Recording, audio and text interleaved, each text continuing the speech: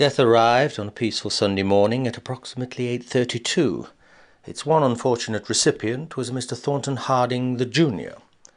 He'd taken a terrible fall whilst trying on a pair of trifocal spectacles. His optician had told him that they were a godsend for the golfer. Well, they certainly brought God a whole lot closer. On bumbling down the stairs for the broadsheets, Thornton had unfortunately looked through the wrong lens and missed the top step completely. Tumbling to his death, he now stood staring at his crumpled corpse. The spectacles lay beside his broken body, twinkling back in the early morning sunlight. He began cursing them. Damn stupid things. A pair of suicide specs. That optician couldn't have done better than push me with his own hand. Thornton glanced again towards his corpse, and suddenly realised that his silk dressing gown had ridden up, exposing his flabby white bottom, which was now pointing skyward for all to see. Oh, dear merciful God! So this is how I'm to be found, as some naked exposé, something for the postman to titter in the tap-room with his delinquent friends.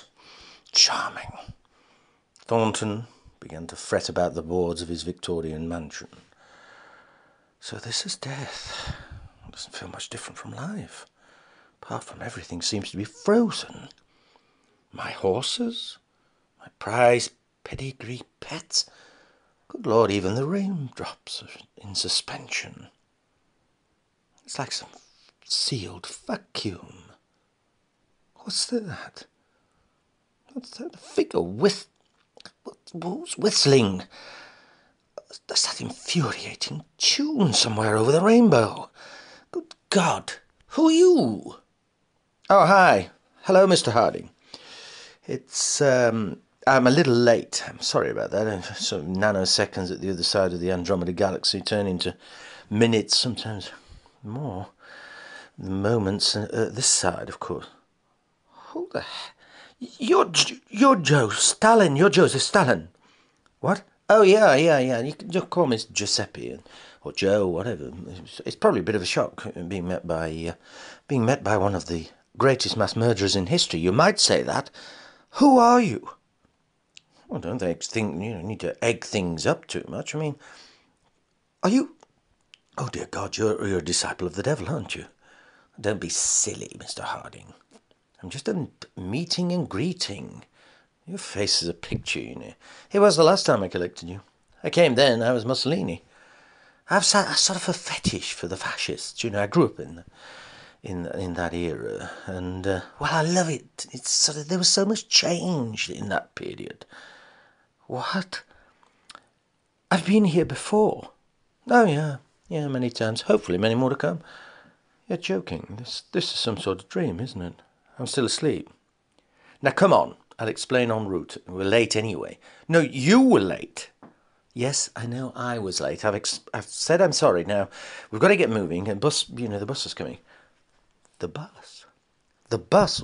Shouldn't we be travelling by light speed or something? And apart from that, you don't expect me to start climbing aboard the bus in my dressing gown and slippers, do you? Has to get change. Oh, you can't get change. You come as you are. I mean, that's... What? You in full military dress uniform with medals and God knows what regalia, and I'm coming... Look, it's what you die in. Stalin died in this. So, that's it. Oh, God, I don't believe this. So I'm parading around. Look, no one can see you, Mr. Harding. I wish I could tell you that I was... You're from the devil, aren't you? No, and I'm not some sort of soul-surfing seraphim from heaven, some heavenly hierarchy, okay? It's unfortunate. I'm just a little old meet and greet from the matriarch. Matriarch? You mean patriarch? No, it's a gynocracy. Honeybee hierarchy and all that. I beg your pardon. You're having a laugh, aren't you? Well, don't look so aghast. I mean, it's not as though you've not been a woman quite a number of times. Last time you were Ishtar's sister down in the Babylonian Babe. Rubbish, I don't believe you. I should be going to heaven. Well, I'm sorry, but this is not a celestial centre, Parks, okay? And now listen, we've got to get moving. We can't get moving anyways, everything's frozen. Oh gosh, I forgot about that. Yeah, I've got to synchronise you. It's a bit of a sync slip that you've got there. Here, let's try and tune you back in. It's like a radio wave. How's that? Well, it's slow and fuzzy. Well, give it a bit of time. Give it a bit of time. We're trying to get two worldly dimensions moving together here. It's not easy to stop-start time, you know. How's that? Good. Yes. Come on, we've got to get moving. Pick up another packet. Packet? Is that what you call us, packets? Well, all right, immortal entities or whatever you want. It's all reusable radioactive rust, really. Oh, marvellous. Radioactive rust, yes, that's what I... It's karma, it's minutiae, it keeps everything flowing, it's all reusable. The spark in the dark and all that. You mean I've been praying into this Catholic pension plan all my life, devoted myself to the good Lord, and who? God. Oh, I must have forgot about him, yeah. Well, where is he? Well, not quite as what you expect. I'll explain, but we've got to get the number 36. Come on. The 36? I'll tell you what, though, Mr. Harding. You know, looking at this soul of yours, it is in immaculate condition. No tears, no marks, scratches, not even the slightest scuff. It's absolutely pristine. You have actually been incarnate. I mean, in flesh and blood, so to speak. Oh, well, I'm ever so sorry. I'm ever so sorry. Next time I'll try and get a few bullet holes in it for you, shall I? Or maybe sliced in two with a razor-sharp sword. Well, you know, I mean, they do normally come back with quite a bit of scarification and burnt and singed and a little bit like a blacksmith's apron. You must have had a very easy passage through time. Well, as a matter of fact, my temporal traversement has been very lonely and very miserable, with only the good Lord and my devout personal phenomenon persuasion to hold on to.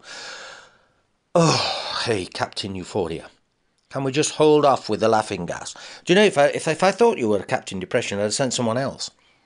I hope we're not going to spend all this time together with you in a mood indigo. Who are you? This is outrageous. What is it? Where are you from? Look, we've got to get moving. Have a smoke on this. It'll ease the tensions. Smoke? I've never smoked in my life. I'm hardly going to start now. You're dead. Just have a smoke. It's not like the normal stuff. It's just sort of... It'll just excite your particles and you'll feel fantastic. Here. What is it? Well, we've nicknamed it Heaven's Heroin. Heroin? Dear God. Dear God. It's not heroin. Just have a puff on there. It feels... But go on. Actually, that does feel rather... It feels marvellous. So listen, Stalin. I mean, you're not really Stalin, are you? No, of course I'm not really Stalin. I'm just the essence. We keep all the mortals that have made a sort of a marvel of themselves in the multiverse, marking time, as you say. We keep them around just for sort of... So you keep all the malevolent. Well, a lot of them are malevolent and bad, yes, but we keep them around and keep them because, A, they're usually very, very flamboyant in uniforms, and A, their personalities are also flamboyant. Hitler, Stalin, Mussolini and everybody. They're really, you know, larger-than-life characters, and oh, that's marvellous, isn't it? And what about the rest of us? Well, we sort of use these for the flamboyance at parties and fancy dress and things like, oh, this is ridiculous. I don't believe this. Look, Mr. Harding, forget about what you think's right, this, that, and the rest of it. You also were a bit of a tyrant, a hangman. I mean, you still owe the top score for Genghis Khan's head-chopping escapade, stacking them up. Why are you saying things like that? Because it's true. It's dreadful to say something like that. Look, dear boy, I myself am trying to dispel these saintly notions that you have about yourself, about anyone. Things are cruel throughout the ages, throughout the medieval period. You did things, I did things. I mean, for heaven's sake, I assisted Vlad the Impaler. You know, until he impaled me, of course. Not the sort of thing you want on your CV, but, you know, it's just one of those things. Anyway, it's a bit like DNA, okay?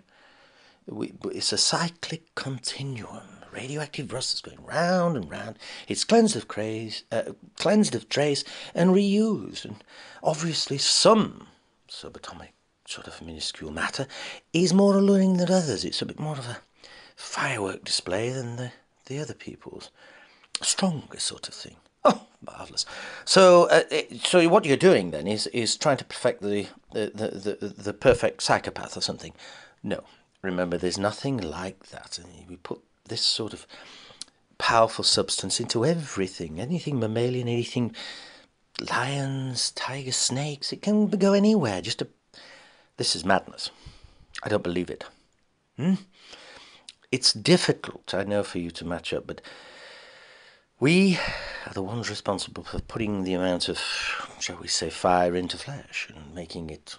It's a dynamo. It keeps powering things and keeps burning, you know. Have another smoke, for heaven's sake, and let's excite. Right, is that better? Yes, it's not bad. But do you really expect me to get on the 36 bus in a dressing gown? With Joseph Stalin in full, no one can see us, remember.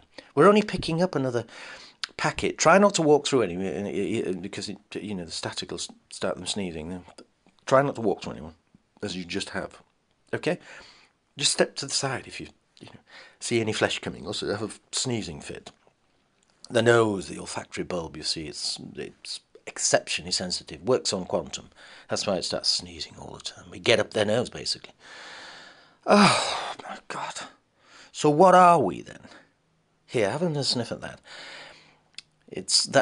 What is this stuff that I'm puffing on? It's the perpetual pleasure particle. It's good. We have to. Even I still smoke the stuff. It's wonderful stuff. So who are we picking up? Well, a bit of a traveller boy, a gypsy boy, who's been involved in a knife fight. Well, he's been murdered in a knife fight when we get there. You're not expecting me to start seeing all this blood and gore and things, because I've tried to avoid this all my life. This is why I live at this side of the tracks. In fact, I don't want to go to that side of the tracks. Yes, I know that. I can see you've not...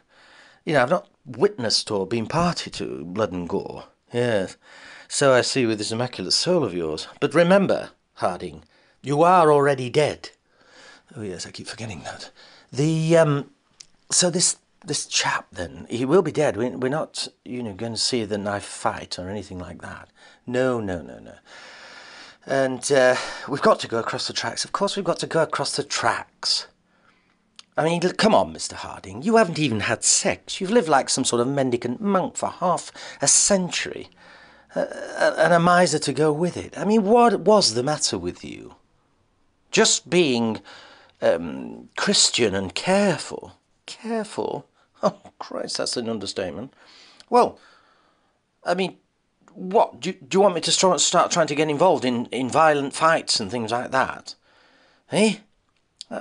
Is that the thing we should do? I mean, I'm supposed to follow a devout path. Anyway, let's not get too busy downtreading this chap, because he was a count, and he's been a famous artist. He's been many things in his past. Don't judge this crook by his cover. So where are we going?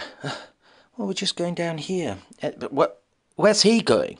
Well, he's going across to P, 3621. And where exactly is that? Well, it's like the Garden of Eden to you. The Garden of Eden. I followed a very sort of Christian code. Shouldn't I be going to the Garden of Eden with him or something? What, if you really mean by not even sharing spit and virtually saving your own urine and toenails and everything else and allowing other mortals to perish at your side because they're not part of the club? Oh, charming. So I'm being ridiculed, not the guy that's cutting and slicing everyone to pieces then. Oh, come on. This is our stop. Now listen. I feel extremely conspicuous as it is, stood here in a dressing gown. You are not going to be seen. Nobody can see you, except the person that's dead, of course, Henry. Henry? Oh, my God. Oh, dear God, this is like some sort of Soweto township. I feel like a bronze Victoria memorial. Oh, there's someone coming forward. He can see me. He's the person that's been murdered. It's massive. It's swaying and swanking around. It's coming towards me. Oh, be quiet. Hey. Nice threads, bro. What? Oh, thank you. Thank you, Henry. Oh, gosh, is this how he's coming? Look, both of you listen. Right, Harding, I'm going to leave you here in this old oak tree. I've got to just take Henry quickly for a quick old little snorter of a drink, explain things to him, get him across in the defrag centre, and I'll be back, okay? I beg your pardon, you're going for a snort of a drink without me. You don't drink, you never have. I can try it now. You're staying in the tree. Oh, I can't believe this. We'll be back I'll be back in 2 seconds. Henry's going across. What about me crossing? Not yet. You're not quite ready. I've got something to explain to you. Just wait here. I won't be long. I say, well, hello you. Who's hiding down there? In my old trunky poos. What? Who's that? That's me, the oak tree, you fool. Who are you, you little darling? I'm Thornton Harding the Junior. Are you the tree? Of course I'm the tree. You are addressing... You, my good man, are very fortunate. Am I actually speaking to the tree? You are indeed, sir. And you are also addressing a Major General Ponsonby, 1st Baronet, which means, I might add, that you address me as sir. Oh, well, I'm terribly sorry, sir, to encroach upon you. I've sort of been left here by my spiritual guardian, Joseph Stalin. Yes, I know him. He's been here many, many times. He normally leaves people here. He left everything here. Quite some time. I must say, Harding, it feels very, very pleasurable, marvellous, having a good sturdy man rub up against my bark, as is so to speak. Yes, it's been quite a considerable length of time since I've been in this bonhomie camaraderie. Yes, more of a touche d'amour of a man and all that. What? I must tell you, listen, before you get a bit too personal and things, I happen to be a devout Christian. Oh, me too. So at least we've got good values together. You? Yes. But I'm also a little bit on the old pansexual side, and I don't mind telling you that you've got that sort of allure that, well, shall we say, could incline a person. Thornton, come on, we've got to get moving. Good God! Do you know that I have just been almost molested by that tree, don't you? He says it's pansexual. It says he's Major General Ponsonby or something, 1st Baronet. Oh, listen, don't pay much attention to him. He's an actor called Lansford Gibson, John Lansford Gibson, a raging homosexual and a pathological liar. To go with it, don't even bother, getting too carried away. Listen to him. And you have had the audacity to leave me with him, then? Come on, it's only a tree. It's hardly going anywhere, is it? And I've got to leave you somewhere stationary, and still, I can't have you moving around. I need to know where you are. You've left me inside a gay tree. It's not a gay tree. The spirit belonged to John Lansford Gibson, who's a little bisexual actor, yes, but not the tree. Oh, this is no good at all. Look, it's all about this thing you're mentioning about soul. It is just energy, fizz. Okay? Oh, I'm not having a good time with this. And I don't like having my things crushed and damned. I mean, I've lived long ideals and, I want you to stop. I'm going nowhere until you tell me what's going on. Okay, right. Harry, you, everyone else are just packets of radioactive space dust, as we all are. okay? And there are minuscule black holes everywhere that, faster than light, Henry is now on his way to 3621, over the other side of the Andromeda. He's, he's going to become similar to a little bit of a royalty type thing. Remember, everything's a little bit of a honeybee hierarchy, right? Go on. And where am I going? Am I going to a place of nobility and whatever you... Not quite. Not quite. So, I'm not going until you tell me where I'm going. I was mentioning that, we've got to fit the right amount of fire to the flesh and all that. And sometimes it's very difficult. And we have been known to make mistakes. You have been known to make mistakes. You've been known to also be late. You've been known to also forget to sink slip. So, is this down to you, what you're about to say? You've been living as a mendicant monk and misering life away and absolutely terrified and, shall we say, very feeble of flesh. Yes, go on. Well, there is a reason, and it is partly my fault that... So you're looking after me, or have been looking after me throughout time, and you've made a mistake. Little tinsy-wincy bit of one, I see. And what's that then? Wrong skin? Wrong soul? Soul swap? What is it? Well, it's sort of... I'm here to make sort of amends to it, because the reason you're flesh and you're feeling and you're so timid is that you really are what? You should have been a field mouse. I beg your pardon. Last time I was here, I inadvertently, unfortunately, dropped you into the wrong piece of flesh. Oh, marvellous. No way. This can't be happening. Unfortunately, it is. And now I'm here to make amends. And anyway, St. Martin in the Field, it's your favourite church and everything, and you're very devout and very, very religious. Well, there is... Well, you should have been. There's this terrifying mouse down there that's called the cat killer. It's hideously violent. That has your soul. And now that we've found it, we've got to exchange them. If you think that I am about to spend the rest of my days as a field mouse, forget it. Mr. Harding, we don't have any choice. And apart from that, you won't know you've ever been this or that or anything as human. But you'll have the time of your life.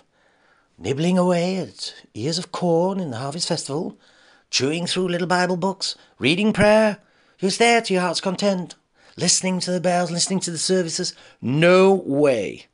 Mr. Harding, you are a little old church mouse that came in from a field. I got you mixed up. I'm not going... No! Sorry, Mr. Harding. You've got to go.